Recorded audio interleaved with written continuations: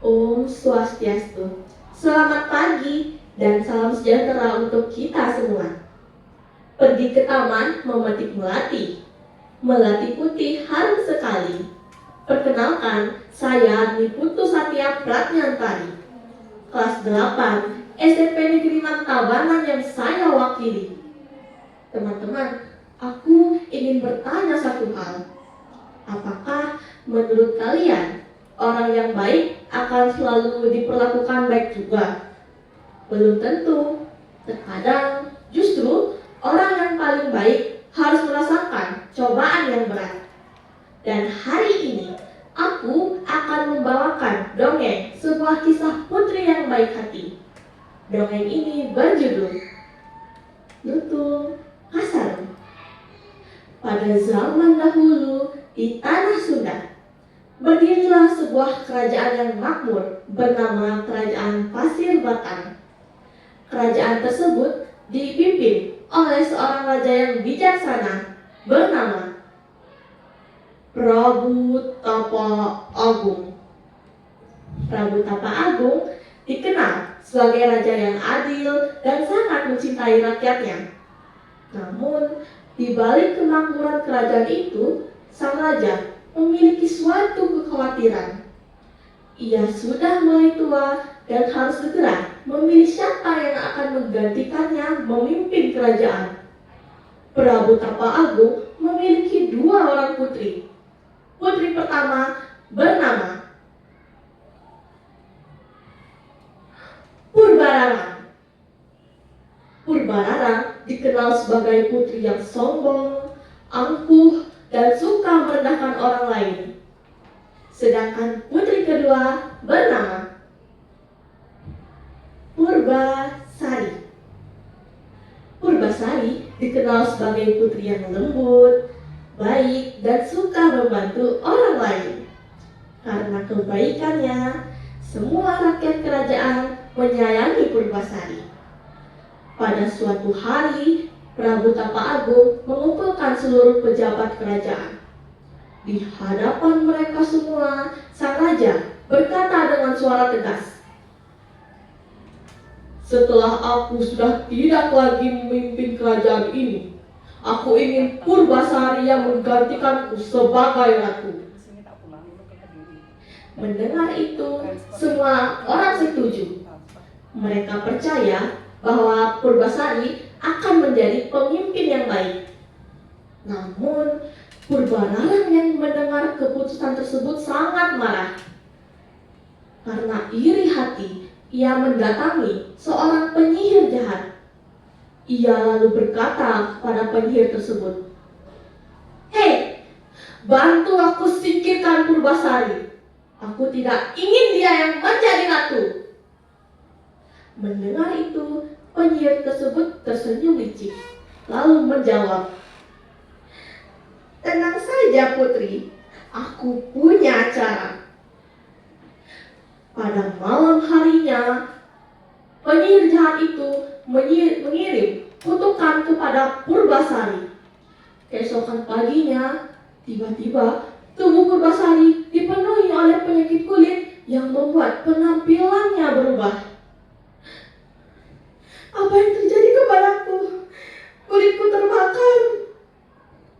Mendengar itu, Purbararang memanfaatkan keadaan tersebut. Ia datang kepada ayahnya lalu berkata dengan berpura-pura sedih, "Ayah, lihatlah keadaan Purbasari. Ia tidak pantas tinggal di istana. Nanti bagaimana jika penyakitnya tertular?" Prabu Tapa Agung yang mendengar keadaan putrinya sangat sedih. Dengan berat hati, Prabu Tapa Agung mengizinkan Purbasari diasingkan ke hutan. Sambil menahan air mata, Purbasari lalu berkata kepada ayahnya, "Baik ayah, aku akan pergi." Sejak saat itu, Purbasari pun pergi meninggalkan istana. Ia berjalan jauh hingga akhirnya menemukan tempat di tengah hutan lalu membangun sebuah pondok kecil. Hari demi hari di hutan terasa sangat sangat menyedihkan. Terkadang Purbasari menangis, tetapi ia tetap mencoba kuat dan sabar.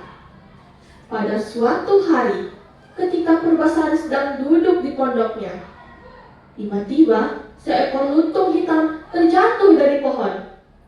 Lutung itu pun menghampiri Purbasari dan berkata, "Jangan takut, namaku Lutung Kasarung, salam kenal ya."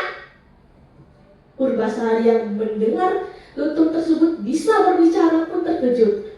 Namun ia tidak merasa takut. Ia justru merasa bahwa lutung itu memiliki hati yang baik. Sejak saat itu pun Lutung Kasarung selalu menemani Purbasari. Namun sebenarnya Lutung Kasarung bukanlah lutung biasa.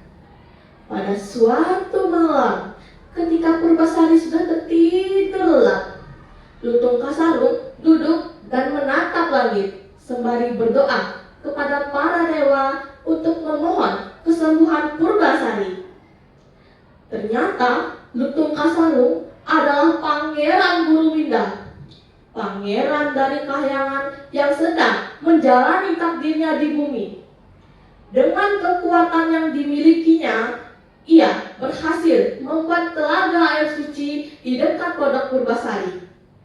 Keesokan paginya, Lutung Kasarung pun menghampiri Purbasari dan berkata, "Purbasari, mandilah di telaga itu, nanti penyakitmu bisa sembuh loh." Purbasari pun menuruti perkataan Lutung Kasarung. Begitu ia mandi di telaga tersebut, keajaiban terjadi. Tubuhnya pun kembali bersih, penyakitnya hilang, dan wajahnya kembali cantik. Lalu, di istana, Purbararang yang mendengar kabar bahwa Purbasari masih hidup dan bahkan lebih cantik dari sebelumnya, ia pun kembali merasa iri. Ia pun menantangi Purbasari dengan berbagai perlombaan. Perlombaan pertama adalah lomba memasak. Dengan bantuan Lutung Kasarung, Purbasari berhasil membuat masakan yang paling enak.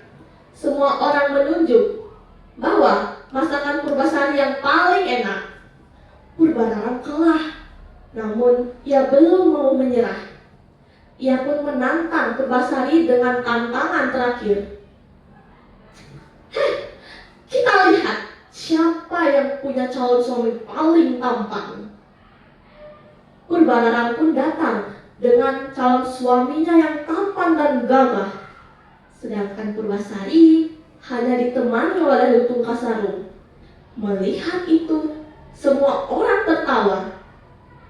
Tapi kejadian yang luar biasa tiba-tiba saja terjadi.